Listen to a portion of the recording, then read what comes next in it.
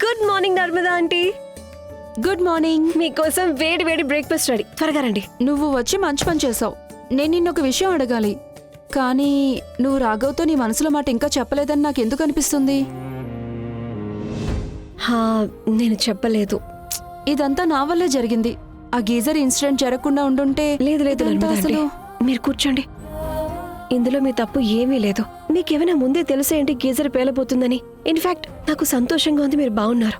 So please అలా ఆలోచించకండి. సరే, జరిగిందేదో జరిగిపోయింది. ఈ రోజు కొత్త రోజు. ఈ రోజు మళ్ళీ ప్రయత్నించు. నా వల్ల కాదు నర్మదా అంటే. ఎందుకు? రాఘవ్కి చాలా కాలం తర్వాత వాళ్ళ అమ్మగారు దొరికారు. నేను ఆయన నుంచి ఈ క్షణాల్ని దూరం చేయాలనుకోవడం లేదు. నాకు తెలిసి ఈ టైంలో గనక నువ్వు నీ ప్రేమని తెలియజేసావు అనుకో రేఖ, అప్పుడు నువ్వు చాలా స్వార్థపర్రాల్లా అనిపిస్తావు. నువ్వు ప్రస్తుతం తల్లి కొడుకుల ప్రేమ మధ్యకొస్తావు. రాఘవ తన జీవితం మొత్తం వాళ్ళమ్మ ప్రేమ కోసమే తప్పించిపోయాడు. తను వాళ్ళ అమ్మ ప్రేమ లేకుండా గడిపిన క్షణాలన్నింటినీ ఇప్పుడు వాళ్ళ అమ్మతో ఉండి భర్తీ చేసుకోవాలనుకుంటున్నాడు.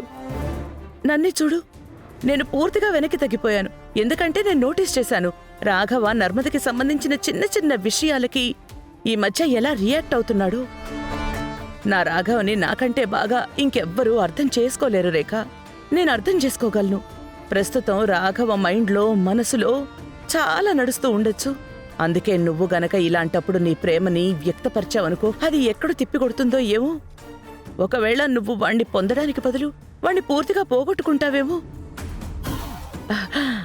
ఒకవేళ అలా జరిగితే అప్పుడు నా మనసు ముక్కలైపోతుంది. మా రేఖ చాలా తెలివైందని నాకు తెలుసు. మరి తెలివైన వాళ్ళకి చిన్న సైగ చేస్తే సరిపోతుంది.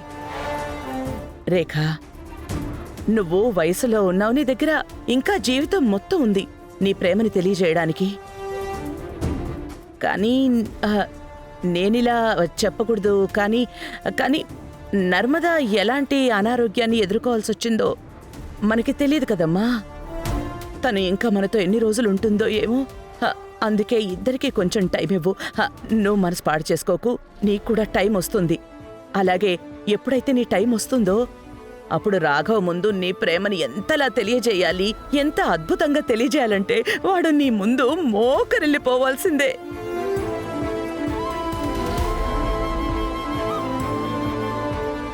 మీరు చెప్పేది నిజమే పిన్ని గారు. నేను ప్రస్తుతానికి నా గురించి ఆలోచించకూడదు. నిజానికి నర్మదా అంటే ఇంకా రాఘవుల గురించి ఆలోచించాలి.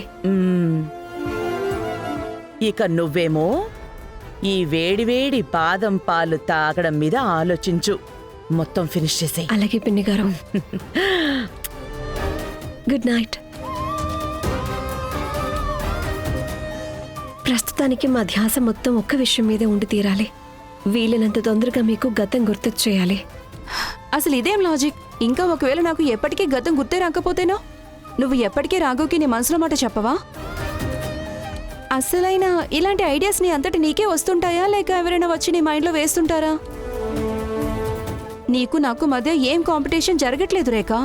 రాఘవ్ ప్రేమ ఎవరికి దక్కుతుంది? అమ్మకి దక్కుతుందా లేక భార్యకి దక్కుతుందా అనడానికి? అమ్మ భార్య ఇద్దరూ ఇంపార్టెంటే. ఇంకా రాఘవ్ లైఫ్లో ఇద్దరి రోల్స్ అండ్ ప్లేస్ వేరువేరే. మీరు చెప్పేది నిజమే, కానీ ఇవన్నీ కూడా నాతో ఎవరూ చెప్పలేదు కదా. ఇది నా డెసిషనే. అండ్ రాఘవ్ మిమ్మల్ని చూడగానే హ్యాపీ అయిపోతారుగా. ఆయన అలా చూస్తూ ఉంటే నాకు హ్యాపీగా ఉంటుంది. ఇదే కదా ప్రేమంటే. అరే వాళ్ళ సంతోషానికి సంతోషించడం, ఇంకా ఇదే నువ్వు రాఘవ్కి చెప్పాలి, అంతే. నేను చెప్తాను నర్మదా ఆంటీ, కానీ ప్రస్తుతానికి ఏదైతే నడుస్తుందో అది చాలా బాగుంటుంది. నేను చక్కగా నవ్వులు, సంతోషాలు, కోపాలు, సరదాలు అన్నీ ఒకరితో ఒకరు అన్నీ అనుభూతి చెందుతూనే ఉంటాం. పైగా నాకు ఆ మాత్రం చాలు. లేదు, నాకు ఆ మాత్రం సరిపోదు. ఈ బంధంలో గ్యారంటీ కార్డ్ అనే స్టేటస్ నీకు కరెక్ట్ కాదు.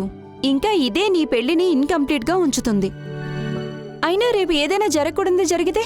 మీరు ఎందుకు ఇంత టెన్షన్ పడుతున్నారు ఆంటీ? ఏ తప్పు జరగదు, ఎలాంటి చెడు జరగదు.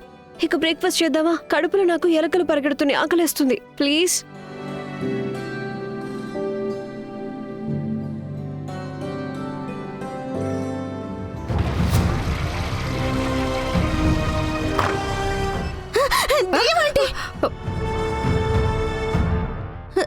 నువ్వు ఇక్కడేం చేస్తున్నావు? ఆగు, నువ్వేమన్నావు? అది అదేంటంటే సారీ హఠాత్తుగా దెయ్యాలు నా ముందుకు వచ్చేస్తే నేను మాత్రం ఏం చేస్తాను? మిమ్మల్ని చూసి నేను భయపడిపోయాను. అందుకే ఇప్పుడు నాకు ఏమనిపిస్తే అదే అనేసాను అంతే. సారీయా, మీరేం తప్పుగా అనుకోకండి. నీకెందుకు వాంతులయ్యే? మర్యాదగా నిజం చెప్పు, ఏమైంది నీకు? నాకేమవుతుంది? నాకేం కాలేదు. అయినా నేనేం దాయట్లేదు కూడా. ఎవరికైనా వాంతులు ఎందుకు అవుతాయి? కడుపులో ఏమైనా గడిబిడి అవుతే వాంతులు అవుతాయి. అందుకే వాంతైంది. నేనేమైనా 13 ఏళ్ల బాలకుమారిని అనుకుంటున్నావా నువ్వు? ఈ వాంతులు నువ్వు చెప్పిన వాంతుల్లాగా లేవు. నాకు నిజం చెప్పు, ఏమైంది నీకు? అవును, మరి మీకు తెగ తెలుసని వాంతుల్లో తేడా తెలిసిపోతాయంట. ఒకవేళ అంత తెలిస్తే మీరు వాంతులు డాక్టర్ అయిపోవచ్చు కదా. నేను ఒక పని చేస్తాను. ఇంకోసారి నా కడుపులో నొప్పి వస్తుంది కదా, అప్పుడు నేను ఉనుసుకు చెప్తాను, నన్ను డాక్టర్ దగ్గరకు వద్దు, నీ దగ్గరికి తీసుకు. అదే నాకు కాదు, ఉనుసుకి కడుపులో నొప్పి వచ్చింది. తనని డాక్టర్ దగ్గరికి తీసుకు. ఓరు దేవుడా, మీరు నా ఎదురుగా ఉన్న ప్రతిసారి నాకు బుర్ర పని చేయడం మానేస్తుంది. నేను ఇష్టం వచ్చినట్టు మాట్లాడేస్తున్నాను కూడా. నేను ఇంకా వెళ్తున్నాను. నేను ఏమనుకుంటున్నానంటే ఫార్మా కంపెనీ స్టోరీ రేపటికల్లా నేను రెడీ చేసేయగలను అని. ఇంకేదైనా స్టోరీ ఉంటే రాఘవ్, ఇప్పుడేంటి? మీరు పక్కా ప్యాంటే వేసుకుని వెళ్తున్నారు కదా? నేను నిన్ను వార్న్ చేస్తున్నాను రేఖ. ఎక్కడికి బయలుదేరు మిస్టర్ పొగరబోతు?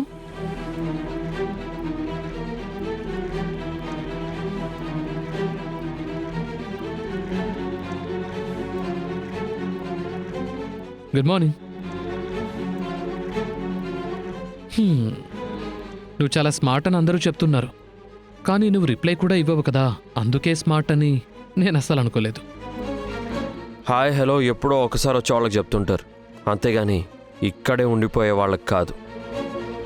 రాఘవ్ ఉద్దేశం ఏంటంటే good morning to you to Rohit. Don't worry Rekha, నువ్వు కవరప్ చేయాల్సిన అవసరం లేదు. సరే, ఒక విషయం చెప్పు, అమ్మ ఎక్కడుంది? రూమ్లోనే ఉన్నారు. సరే, నీకేదో పనుందని చెప్పావు కదా, అది చేసుకొని వచ్చేయచ్చు కదా. పనుంది, అది కూడా అమ్మతోనే. ఒకవేళ నీ ఇంట్రోగేషన్ పూర్తయిపోయింది అంటే నేను వెళ్ళొచ్చా? ఇతనికి అమ్మతో ఏం పని ఉంటుంది? ఒక్క నిమిషం, మీరు ఆఫీస్కి వెళ్తున్నారు కదా? ఇది నా ఇల్లే కదా రేఖ. ఎప్పుడు ఎక్కడికి ఎలా వెళ్ళాలనేది నేను డిసైడ్ చేసుకుంటాను.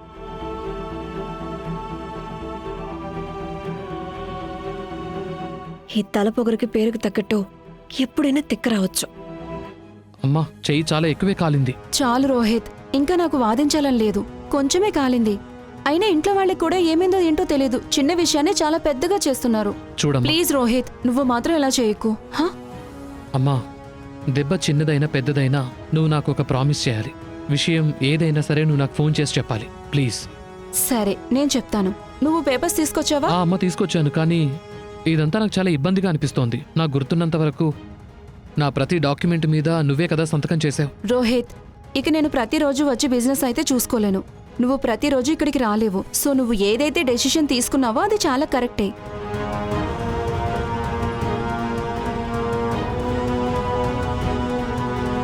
ఇక్కడ ఏం చేస్తున్నావు నువ్వు?